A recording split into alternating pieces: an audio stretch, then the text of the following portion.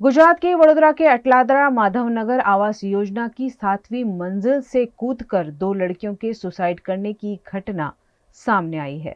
गुजरात के वडोदरा के अटलादरा माधवनगर आवास योजना में 2 लड़कियों के सुसाइड करने की घटना सामने आई है।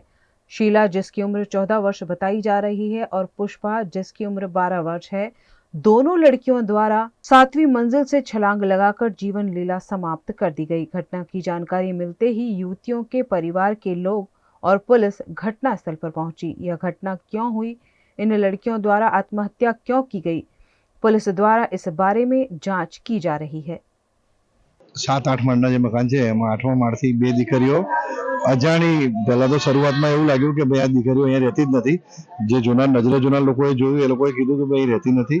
હું તો બહાર હતો, ફોન આવ્યો અને પોલીસ તપાસમાં પછી ખબર પડી કે ભાઈ લોકો બહાર એમના મા બાપ વ્યવસાય કરે છે અને પેલા ઝુમ્મર ને બધું વેચે છે પાદરા રોડ પર, જે એ લોકોની દીકરીઓ છે. કેવી રીતે આ ઇસ્યુ હજુ તો તપાસનો વિષય છે, પણ એમના ચપ્પલ પણ ઉપર ધાબા પરથી મળી આવ્યા છે અત્યારે.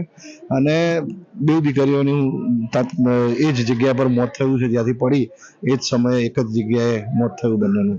અને એક જ પરિવારની બેવ છે, એટલે કદાચ કોઈક ઘરની કોઈ નાની મોટી તકલીફ હોય, કાં તો કંઈક થયું હોય, શંકા કુશંકા બધી જ કરી શકાય, પણ એ બધું પોલીસ તપાસમાં બહાર આવશે.